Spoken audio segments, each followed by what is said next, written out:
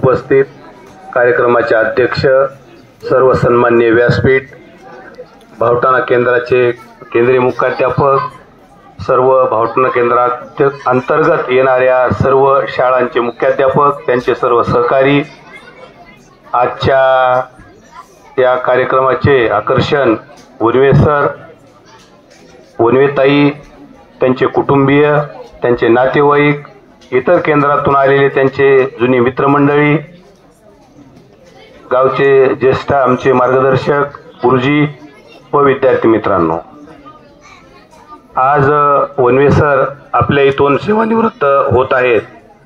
सेवानिवृत्तीचा कुठल्याही सेवानिवृत्तीचा आणि निरोपाचा कार्यक्रम म्हणले की हा एक भावनिक कार्यक्रम असतो आणि हा कार्यक्रमाला गेल्या 30 वर्षाच्या त्यांच्या सेवेमध्ये गेल्या 2 वर्षाची सेवा त्यांची आमच्या सोनाळा गावाला लाभली, हे सुद्धा मी आमच्या गावाचं भाग्य समजतो। आणि वनवेताईने सांगितले की अंबाजोगाई तालुक्यात यायला भीतीच वाटत होती, इकडले लोक म्हणतात की स्वतः लईच हुशार समजतात।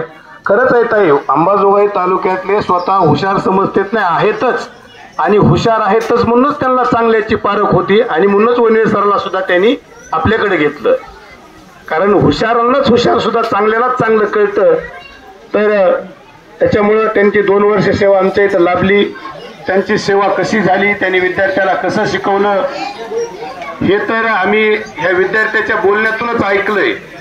कारण ज्या वेळेस आमच्या गावच्या 2 विद्यार्थिनींनी त्यांच्या सेवेबद्दलचं जे काय बघितलं, त्यावेळेस ह्या बाकीच्या विद्यार्थ्यांचं जे बारकाईने मी स्वतः निरीक्षण करत होतो की त्यांच्याची गंभीरता, अतिशय गंभीरता आणि भावनिकता जी होती ती बघण्यासारखी होती। की तुम्ही आम्ही बोलणारे बाकीचे सगळे वक्ते बोलले, काही देणं घेणं नाही याची मुकल्यांना, पण ज्यावेळेस त्यांचे सहकारी त्या 2 विद्यार्थिनी बोलत होत्या, ते आपल्या सराविषयी काय बोलतात हे ज्यावेळेस ते ऐकत होते, याच्यातल्या 80% विद्यार्थी हे इमोशनल झालेले होते त्यावेळेस।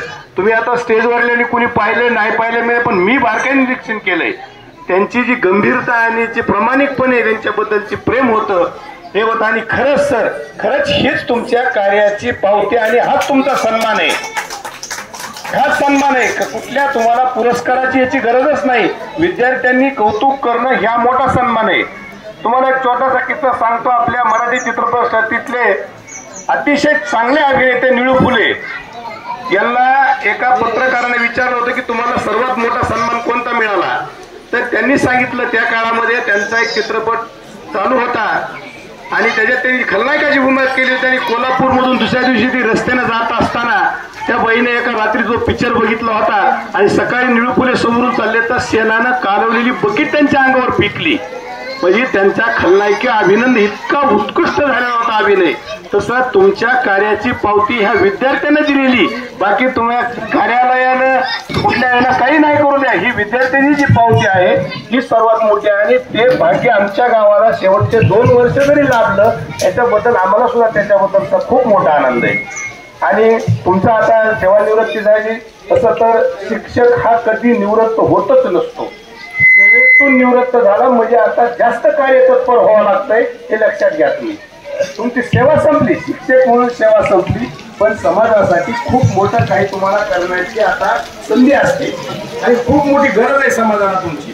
कारण शिक्षकाचं स्थान, रापातवार सरांनी सांगितलं की शिक्षकाचं स्थान काय, शिक्षकाचं किती मोठं स्थान आहे तुम्हाला छोटंसं सांगतो। आपल्या भारताचे भारतरत्न माजी राष्ट्रपती डॉक्टर एपीजे अब्दुल कलाम यांच्या राष्ट्रपती पदाच्या निवृत्तीच्या काळानंतर एका समीक्षकाने विचारलं होतं की माननीय महोदय, तुमची ओळख इथून पुढे जगाला काय म्हणून असावी, जगाला तुम्हाला काय ओळखावं, भारतरत्न एपीजे अब्दुल कलाम म्हणावं, missile man APJ Abdul Kalam म्हणावं का, राष्ट्रपती अब्दुल कलाम म्हणावं का, आणखी सायंटिस्ट म्हणून ओळखावं, काय ओळख असावी, तर त्यांनी एका वाक्यात उत्तर दिले की जगानं इथून पुढे मला फक्त शिक्षक म्हणून ओळखावं।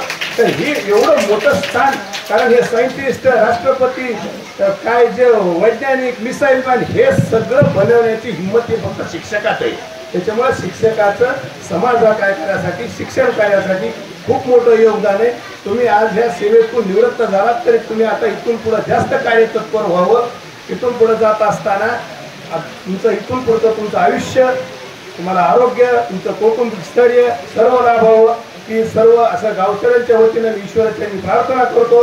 गेल्या 2 वर्षामध्ये आमच्या गावकऱ्याकडून काही चुका झाल्या असतील तर इथंच सोडून द्या, आम्हाला सांगा, जेणेकरून इथून पुढे होणार नाही. आमच्या गावातून काही चांगले गुण असतील तर ते मात्र अवश्य तुमच्या जमलेल्या सहकार्याला जिथं जातात तिथं सांगा. चुका असतील तर आम्हाला त्याची जाणीव करून द्या, जेणेकरून इथून पुढच्या येणाऱ्या तुमच्या सहकार्याला शिक्षकाला त्याबद्दल आमच्याकडून चुका होणार नाहीत. आणि सर्व गावकऱ्याच्या वतीनं सर्व शाळेच्या वतीनं इथून पुढचं तुमचं आयुष्य, आरोग्य, स्थैर्य, धनसंपत्ती, सर्व तुमचं अपत्य हे सर्व सुख तुम्हाला लाभो. ताईचं तुम्हाला खूप मोठं सहकार्य मिळो अशी सर्व गावकऱ्याच्या वतीनं ईश्वराच्या प्रार्थना करतो. आणि पुनश्च एकदा तुम्हाला ह्या शिक्षण व्यवसायातील सेवापूर्तीच्या शुभेच्छा देतो आणि कार्यपूर्तीसाठी पुन्हा तुम्हाला आणखी इकडे स्वागत करतो सामाजिक क्षेत्रामध्ये. धन्यवाद.